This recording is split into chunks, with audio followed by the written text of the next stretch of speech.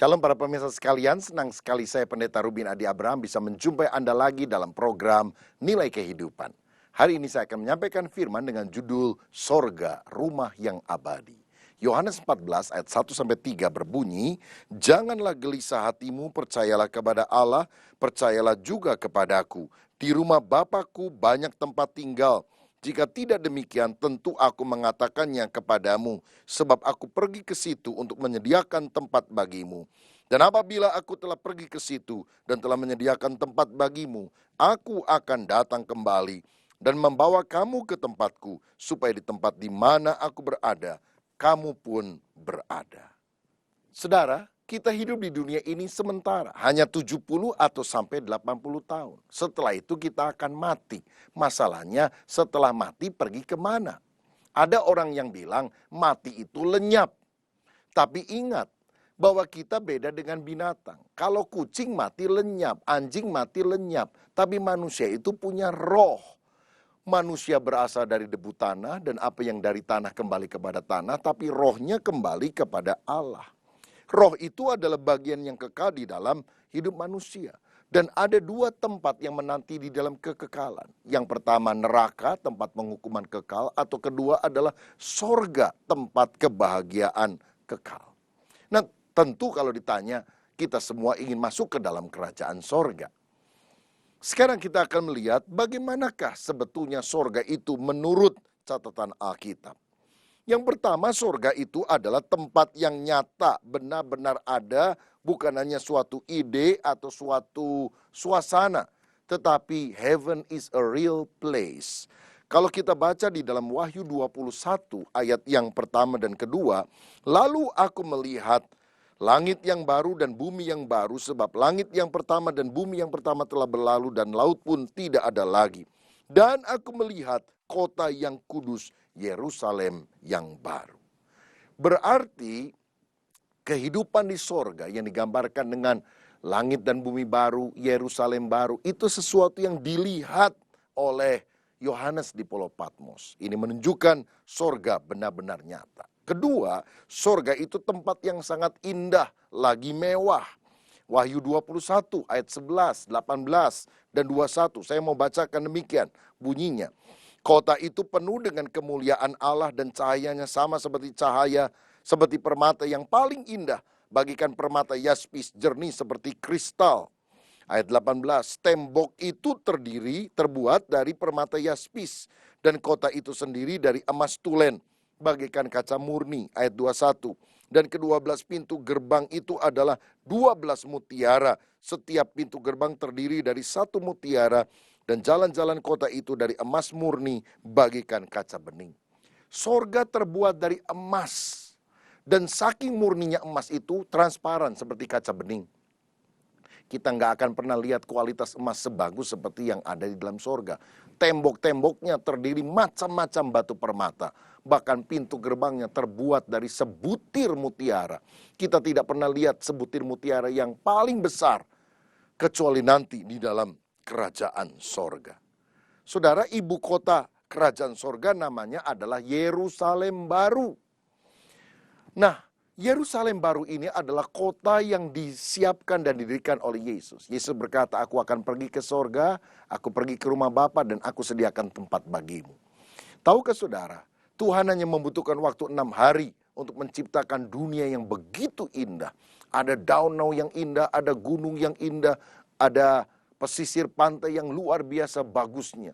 Pemandangan-pemandangan alam yang sangat dahsyat kita bisa temukan di dunia ini, baik di Indonesia, di China, di Kanada, di New Zealand, dan sebagainya. Itu hanya dibuat Tuhan dalam durasi 6 hari. Saudara bisa bayangkan, Yesus sudah naik ke sorga lebih kurang 2000 tahun yang lampau. Dia perlu waktu 2000 tahun untuk menciptakan Yerusalem baru, sehingga itu bisa ditempati oleh saya dan saudara. Saya yakin seluruh kemampuan arsitektur Tuhan Yesus yang paling hebat Dia tuangkan untuk membuat kota yang sangat indah tersebut. Betapa luar biasanya tempat yang Dia dirikan untuk saya dan saudara. Berikutnya, sorga adalah tempat yang sempurna. Wahyu 21 ayat 4 berkata, "Dan Ia akan menghapus segala air mata dari mata mereka, dan maut pun tidak akan ada lagi.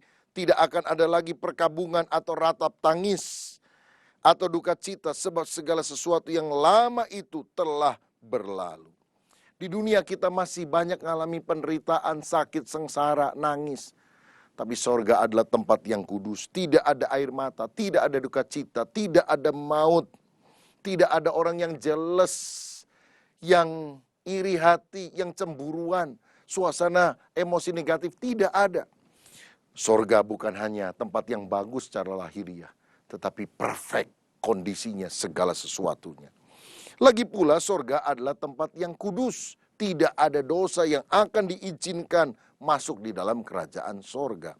Wahyu 21 ayat yang ke-8 berkata demikian. Tetapi orang-orang penakut, orang-orang yang tidak percaya, orang-orang keji, orang-orang pembunuh, orang-orang sundal, tukang sihir, penyembah-penyembah berhala, dan semua pendusta mereka akan mendapat bagian mereka di dalam lautan yang menyala-nyala oleh api dan belerang. Inilah kematian yang kedua. Berarti semua dosa akan dicampakkan di dalam lautan api dan hanya ada kebenaran di dalam kerajaan sorga. Jika demikian, bagaimana keadaan kita nanti di dalam sorga? Yang pertama, Alkitab menuliskan bahwa kita akan mengenakan tubuh sorgawi, yaitu tubuh kebangkitan, tubuh yang mulia, seperti tubuh yang dimiliki oleh Tuhan Yesus setelah dia bangkit dari antara orang mati. Dalam 1 Korintus 15 ayat 50 dan ayat 53, firman Tuhan berkata, saudara-saudara, inilah yang hendak kukatakan kepadamu, yaitu bahwa daging dan darah tidak mendapat bagian dalam kerajaan Allah, dan bahwa yang binasa tidak mendapat bagian dalam apa yang tidak binasa. Ayat 53. Karena yang dapat binasa ini harus mengenakan yang tidak dapat binasa, dan yang dapat mati ini harus mengenakan yang tidak dapat mati. Saudara ingat pada waktu Yesus bangkit dari antara orang mati, dia tidak mengenakan tubuh darah dan daging lagi seperti yang kita miliki, tapi tubuhnya tubuh kemuliaan. Sifatnya antara lain bisa pindah cepat, tembus tembok, tidak terhalangi oleh ruang dan waktu. Tidak perlu makan walaupun bisa saja makan. Jadi kalau kita pakai tubuh kemuliaan, istilahnya kalau kita ada di Indonesia nih, kita tinggal bilang saja, Jakarta, zet. Surabaya, zet. Australia, zet. Dalam sedetik kita bisa pindah ke berbagai kota, ke berbagai negara. Yesus satu kali ketika melihat murid-muridnya berhimpun dalam satu ruangan terkunci, dia masuk ke tengah mereka, jelek. Tidak perlu lewat pintu, karena itulah sifat tubuh kemuliaan. Itulah tubuh yang kita akan miliki juga di dalam kerajaan sorga. Tidak pernah bisa sakit, tidak pernah bisa tua. Dan begitu mulia, bercahaya-cahaya. Yang kedua, di sorga kita akan bertemu dengan orang-orang yang kita kasihi, termasuk tokoh-tokoh Alkitab. Kalau kita baca di dalam 1 Tesalonika 4 ayat 13 sampai 17, firman Tuhan berkata demikian. Selanjutnya kami tidak mau saudara-saudara bahwa kamu tidak mengetahui tentang mereka yang meninggal, supaya kamu jangan berduka cita seperti orang-orang lain yang tidak mempunyai pengharapan. Karena jikalau kita percaya bahwa Yesus telah mati dan telah bangkit, maka kita percaya juga bahwa mereka yang telah meninggal dalam Yesus akan dikumpulkan Allah bersama-sama dengan dia. Jadi orang-orang yang meninggal yang beriman kepada Kristus akan dikumpulkan bersama dengan Tuhan Yesus, dan kita akan berjumpa lagi di dalam kerajaan sorga. Lagi pula tokoh-tokoh Alkitab itu kita akan jumpai dalam kerajaan sorga. Kita akan ketemu sama Adam dan kita bisa tanya, Adam, kenapa kamu makan buah yang dilarang oleh Tuhan? Kita bisa tanya kepada Daniel, bagaimana rasanya ada di dalam gua singa dan malah membuat singa yang menjadi takut kepada Anda, bukan Anda yang takut kepada singa. Kita akan ketemu dengan Musa dan bertanya, bagaimana caranya membelah laut Teberau menjadi dua. Dan saya percaya kalau kita sudah ada di dalam kerajaan sorga dengan tubuh kemuliaan, kita akan saling mengenal bahkan sebelum orang itu menyebutkan namanya. Kita akan kenal Abraham, kita akan kenal Daud, kita akan kenal Paulus. Dari mana saya tahu bahwa kita akan mengenal? Karena pada waktu Yesus Kristus dipermuliakan di atas bukit, ada Musa dan Elia, langsung dikenali oleh para murid. Karena dalam alam roh orang bisa saling mengenal, saudara sekalian. Maka murid-murid berkata, itu Musa, itu Elia. Apakah mereka pakai badge? Musa, Elia, Atau salaman dulu, Om namanya siapa? Oh saya Musa, oh saya Elia. Tidak, saudara. Itulah keistimewaan ketika kita mengenakan tubuh kemuliaan di dalam kerajaan sorga. Selanjutnya, keadaan kita di sorga dicatat dalam Wahyu 22 ayat 3-5 yang berbunyi demikian. Maka tidak akan ada lagi laknat, tahta Allah dan tahta anak domba akan ada di dalamnya dan hamba-hambanya akan beribadah kepadanya. Dan mereka akan melihat wajahnya dan namanya akan tertulis di dahi mereka. Dan malam tidak akan ada lagi di sana dan mereka tidak memerlukan cahaya lampu dan cahaya matahari sebab Tuhan Allah akan menerangi mereka dan mereka akan memerintah sebagai raja sampai selama-lamanya. Menurut ayat ini, orang percaya yang ada di sorga akan beribadah selama-lamanya kepadanya. Dan di sorga itu tidak akan ada bait suci, tidak akan ada gedung gereja. Karena seluruh sorga adalah tempat di mana kita bisa memuliakan Allah. Saudara, kalau saudara malas ibadah di dunia, rasanya engkau tidak cocok ada di dalam kerajaan sorga. Karena kita akan beribadah selama-lamanya di sana. Nah yang kedua, di sorga kita akan melihat wajah Tuhan. Kita tidak lagi melihat dengan samar-samar. Tuhan itu seperti apa ya? Kita akan melihat face to face, muka dengan muka. Karena kita sudah mengenakan tubuh kemuliaan dan kita bisa berfellowship lebih lagi bersama dengan Yesus. Berikutnya di dalam kerajaan sorga kita akan memerintah sebagai raja. Berarti kerajaan sorga itu satu kerajaan yang sangat luas dan besar. Yerusalem baru itu hanya ibu kotanya saja, bukan keseluruhan sorga.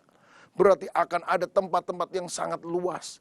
Dan Tuhan yang memerintah sebagai raja tertinggi juga akan menegasikan tugas-tugasnya kepada raja-raja kecil. Kalau sekarang gubernur dan sebagainya. Jadi kita bisa tetap melakukan berbagai aktivitas ketika ada dalam kerajaan sorga. Ada orang pikir nanti di sorga kita cuma nyanyi-nyanyi aja. Semua pakai baju putih. Saya percaya Tuhan itu kreatif. Ada banyak pekerjaan yang kita bisa lakukan. Yang tidak ada itu hanya dosa, saudara-saudara. Di sana akan ada kerajaan-kerajaan kecil yang semuanya tunduk kepada pemerintahan Yesus Kristus. Berarti kita masih bisa bekerja, masih bisa bepergian, masih bisa melakukan aktivitas kita. Pokoknya di langit dan bumi baru itu mirip seperti langit dan bumi sekarang, hanya jauh lebih mulia, lebih agung, lebih kudus, lebih luas, lebih indah, dan sama sekali tidak ada dosa. Dan pekerjaan yang tidak berdosa, itu bisa kita lakukan tentu saja di dalam kerajaan sorga. Perihal sorga setengahnya pun belum diceritakan kepada kita. Kita hanya melihat gambaran yang samar-samar. Tapi percayalah yang terbaik masih Tuhan akan berikan kepada kita. Sehingga biarlah kita makin rindu untuk tinggal di dalam kerajaan sorga. Dan memerintah sebagai raja di sana. Karena orang yang beriman diselamatkan. Tapi orang yang setelah beriman melayani dengan sungguh-sungguh akan mendapatkan pahala berupa mahkota-mahkota. Yaitu tanda bahwa kita akan menjadi raja, memerintah bersama Yesus. Haleluya. Pemirsa, sorga adalah tempat yang begitu indah, mulia, kudus, dan sangat luar biasa. Saudara ingin masuk ke dalam kerajaan sorga? Tentu. Namun bagaimana caranya? Karena Alkitab menunjukkan tidak semua orang akan masuk ke dalam kerajaan sorga. Memang ada ajaran namanya universalisme berkata, pada akhirnya toh semua manusia akan masuk ke dalam kerajaan sorga. Tapi Alkitab bilang tidak, karena ada sorga bagi orang percaya kepada Kristus dan hidup berkenan kepada Dia. Dan ada neraka bagi orang yang tidak percaya yang akan dihukum ke sana. Kita juga perlu mengingat Wahyu 21 ayat 27 yang berkata, tetapi tidak akan masuk ke dalamnya sesuatu yang najis atau orang yang melakukan kekejian atau dusta, tetapi hanya mereka yang namanya tertulis di dalam kitab kehidupan anak domba itu. Jadi untuk masuk sorga nama kita harus tertulis di dalam kitab kehidupan di sorga. Caranya bagaimana? Tentu kita harus percaya bahwa Yesus Kristus adalah Sang Juru Selamat. Dalam Yohanes 14 ayat 1 tadi dikatakan, percayalah kepada Allah, percayalah juga kepadaku. Di rumah Bapakku, artinya di sorga, ada banyak tempat. Dalam Lukas 10 ayat 20 Yesus berkata, jangan bersukacita karena iblis tunduk kepadamu, tapi bersukacitalah karena namamu tercatat dalam kitab kehidupan di sorga. Dengan percaya, dengan beriman bahwa Yesus adalah Tuhan yang telah turun dalam rupa manusia, mati di kayu salib bukan karena dosanya, tapi untuk menyelamatkan saya dan saudara. Dan kalau kita bertobat, percaya kepadanya, membuka hati dan menerima Kristus sebagai Tuhan dan Juru Selamat, kita menjadi anak Allah dan kita akan mendapatkan tempat terbaik di dalam kerajaan sorga. Mengapa kita harus percaya bahwa Yesus itu adalah Juru Selamat?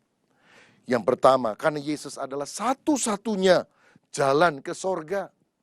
Yohanes 14 ayat 6 berkata, "Akulah jalan kebenaran dan hidup, tidak seorang pun sampai kepada Bapa kecuali melalui aku." Ada banyak jalan menuju Roma, tapi hanya ada satu jalan menuju Allah, yaitu melalui pribadi Yesus Kristus. Karena Yesus bukan cuma nabi, bukan cuma guru, bukan cuma rasul. Dia adalah Tuhan Allah yang menjelma menjadi manusia. Kita berdosa kepada Allah. Yang ngampuni kita nggak bisa nabi. Yang ngampuni kita nggak bisa guru agama. Yang mengampuni kita haruslah Allah. Dan Yesus adalah Allah yang telah datang dalam rupa manusia. Sehingga dia satu-satunya jalan. Saya yakin kalau misalnya ada jalan lain untuknya manusia bisa selamat masuk surga, Yesus tidak perlu datang ke dunia, mati di atas kayu salib untuk kita. Kenapa Yesus perlu mati di kayu salib? Karena tidak ada jalan lain. Sehingga dia rela mengorbankan dirinya demi kita manusia berdosa yang dikasihinya dan diselamatkannya. Yang kedua, Yesus menjamin selalu akan ada tempat. Di rumah Bapakku ada banyak tempat. Saksi Yehova mengajarkan surga itu memang ada, tapi hanya cukup untuk 144.000 orang. Sedikit sekali. Dan mengapa saya tidak jadi penganut Saksi Yehova? Karena penganut Saksi Yehova sekarang sudah lebih dari 144.000 orang. Berarti bodoh sekali kalau saya jadi penganutnya. Maka saya tidak akan kebagian surga. Tapi saya percaya firman Tuhan yang berkata, di rumah Bapakku ada banyak tempat. Selalu tersedia tempat yang cukup untuk saya dan saudara ketika kita percaya kepada Yesus Kristus.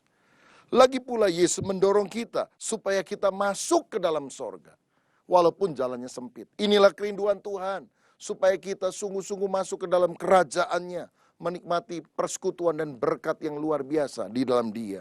Matius 7 ayat 13 dan 14 berkata demikian. Matius 7 ayat 13. Masuklah melalui pintu yang sesak itu, karena lebarlah pintu dan luaslah jalan yang menuju kepada kebinasaan, dan banyaklah orang yang masuk melaluinya.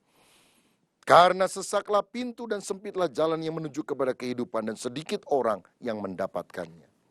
Walaupun jalan dunia semua serba boleh, mau zina boleh, nipu orang boleh, mau bunuh orang boleh, tapi ujungnya maut. Dalam Tuhan kita harus mematikan keinginan daging, hidup kudus, hidup berkenan kepada Allah, tapi ujungnya adalah kehidupan. Dan sebagai kebenaran terakhir yang saya mau katakan, ingatlah selalu walaupun kita hidup di dunia, kita ini adalah warga negara kerajaan sorga, warga negara kerajaan Allah. Yang hanya sebentar tinggal di atas muka bumi ini. Hanya 70 tahun, hanya 80 tahun. Tapi mari kita sadar posisi kita sebagai warga negara kerajaan Allah. Sehingga pola hidup kita, perilaku kita, hidup berkenan kepada Tuhan. Itulah yang dicatat dalam Filipi 3 ayat 20 dan 21 yang berbunyi demikian. Karena kewargaan kita adalah di dalam sorga. Dan dari situ juga kita menantikan Tuhan Yesus Kristus sebagai juru selamat yang akan mengubah tubuh kita yang hina ini sehingga serupa dengan tubuhnya yang mulia menurut kuasanya yang dapat menaklukkan segala sesuatu kepada dirinya. Kita warga negara surga, mari kita berperilaku sebagaimana sepantasnya anak-anak Allah yang akan tinggal dalam kerajaan surga. Dan jangan lupa, beritakan kabar tentang Injil kerajaan Allah, Injil kerajaan sorga kepada orang-orang yang belum mengenal Kristus.